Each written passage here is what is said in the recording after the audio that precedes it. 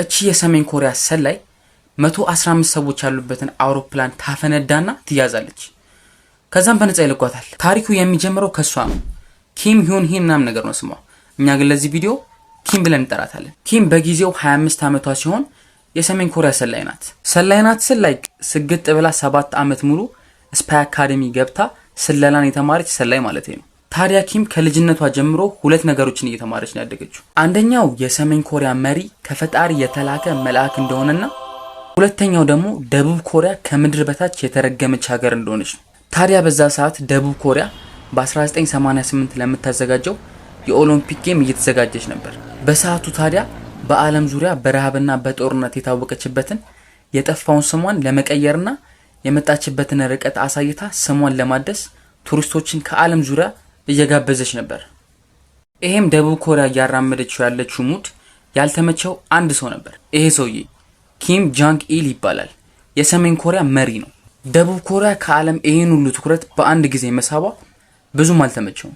ታዲያ እንደማንኛውም ኖርማል የሀገር መሪ ጥግ ይዞ ባላየ እንደመቃጠል መጥፎ መልእክት ለማስተላለፍ ይወስናል። ቱሪስቶች ወደ ደቡብ ኮሪያ መሄድ እንዲፈሩ የደቡብ ኮሪያን አውሮፕላን ማፈንዳት። ታዲያ የዚህን ሰዓት ላይ ነው የሰሜን ኮሪያ ስለላ ተቋም ኪምንና አንድ ሌላ በርሚ ሸምገል ያለን ሰላይ ፕሌኑ እንዲያፈነዱት የሚመርጧቸው። ቢሮአቸውም ወስደው ተልኮውን ያስረዷቸዋል። ኪምና ሸምገል ያለው ሰውዬ ዩሮፕና ሚድል ኢስትን እየጎበኙ ያሉ ጃፓናውያን አባትና ልጅ የሆኑ ቱሪስቶች መስለው ነው ተልኮ የሚፈጽሙ። ከዛም ለሁለቱም ፌክ የጃፓኒዝ ፓስፖርት ከአዲስ ማንነት ጋር ይሰጧቸዋል። ከመሄዳቸው በፊትም ሌላ አንድ ነገር ይሰጧቸዋል።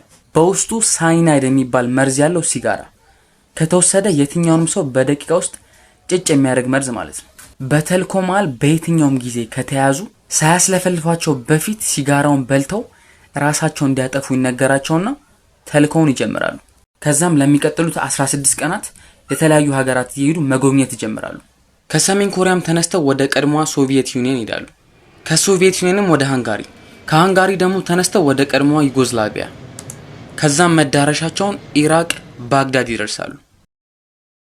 ተልኮ የሚፈጽሙበት ሰዓትም ደረሰ። ቀጣይ ጉዞ ከባግዳድ ወደ ደቡብ ኮሪያ ነው የሚሄደው። ታዲያ አውሮፕላኑም ከመሳፈራቸው በፊት ሁለት ሰዎች ኤርፖርት ውስጥ ያገኟቸውና ቦርሳ ይሰጧቸዋል። ቦርሳ ውስጥ ሁለት ነገሮች አሉ። አንደኛው የ1980ዎቹ ፓናሶኒክ ሬዲዮ ሲሆን በውስጡ ግን C4 ቦምብ ያዘ ነው።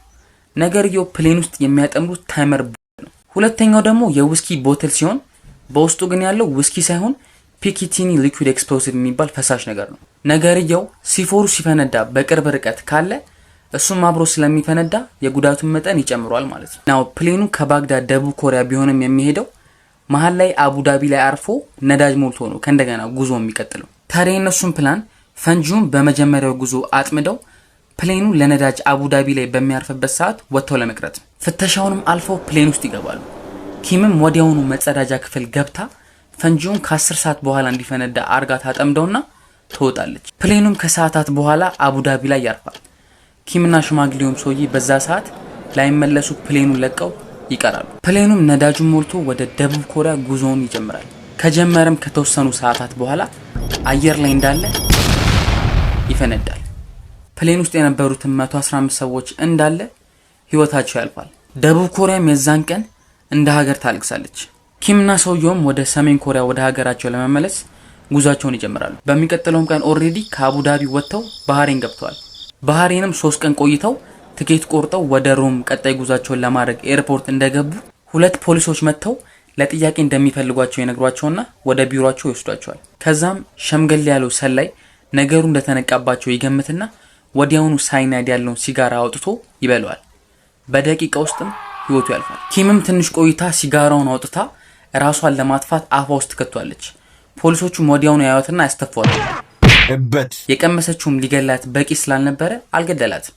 ነገር ግን ኮማ ውስጥ ገባለች። ናው ፖሊሶቹ ፕሌኑን ያፈነዱት እነሱ እንደሆኑ በምን አወቁ? ያወቁት ፕሌኗ ነዳጅ ለመቅዳት አቡዳቢ ላይ ስታርፍ ወጥተው ያልተመለሱ 15 ሰዎች ነበሩ።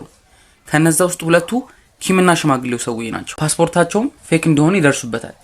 ለጥያቄም ሲወስዷቸው ራሳቸውን ለማጥፋት ሲሞክሩ ደግሞ የበለጠ ፍንዳታው ላይ እጃቸው እንዳለ ሙሉ በሙሉ እርግጠኛ ሆኑ ማለት ነው። የባህሬን መንግስትም ኪምን አሳልፎ ለደቡብ ኮሪያ ይሰጣታል። የደቡብ ኮሪያው ናሽናል ኢንተለጀንስ ኪምን ለማወጣጣት ከሳምንት በላይ ይሞክራል። ነገር ግን ምንም ውጤት ሊያገኝ አልቻለም። ከዛም ሌላ ሀሳብ ይመጣላቸዋል። ለምን ኪምን ስለ ደቡብ ኮሪያ ያላትን ጭፍን አመለካከት አንቀይረው? ከዛም ኪምን ሀገራቸውን ያስተዋውቋታል። ደቡብ ኮሪያ ሌላ ታሪክ ውስጥ እንዳለችና ውድድሯ ከሰሜን ኮሪያ ጋር ሳይሆን ከዓለም ጋር እንደሆነ ምናምን ያስረዷታል። ኪምም ሁሉም ነገር ትረዳለች። በዛ ላይ ደግሞ ሴቶች ያላቸውን ነፃነት ምናምን ስታይ በቃ ትገረማለች። ከዛም ከሰዓታት በኋላ እያንዳንዱ ነገር ታፈርጧለች። ሁሉንም ነገር ትናገራለች። ታዲያ በዛ ሰዓት ድፍን የደቡብ ኮሪያ ህዝብ የኪምን ፍርድ በሀዘንና በብስጭት ውስጥ ሆኖ ፍትህ እየጠበቀ ነበር። ከቀናቶችም በኋላ ፍርድ ቤት ቀርባ የሞት ፍርድ ይፈረድባታል። ከዚህም በኋላ ነው የጊዜው የደቡብ ኮሪያ ፕሬዝዳንት ኪም እንደማትገደልና ይቅር እንደተባለች የሚናገሩት። ይቅር የተባለችው ኪም የተታለለችና ብሬን ዋሽድ የተደረገች ሰው እንደሆነችና እሷን መቅጣት አስፈላጊ እንዳልሆነ ስላመኑበት ነው። ከጀርባ ሌላ ኢንቴንሽን ኖራቸውም አልኖራቸውም አትሊስት በጊዜው የተናገሩት ይሄን ነገር ነበር። እናም ኪም የደቡብ ኮሪያ ዜግነት ተሰጥቷት እስከዛሬ ቀን ድረስ በሰላምና በጤና ህይወቷን እየኖረች ነው። መጽሐፍ ሳይቀር ጽፋለች።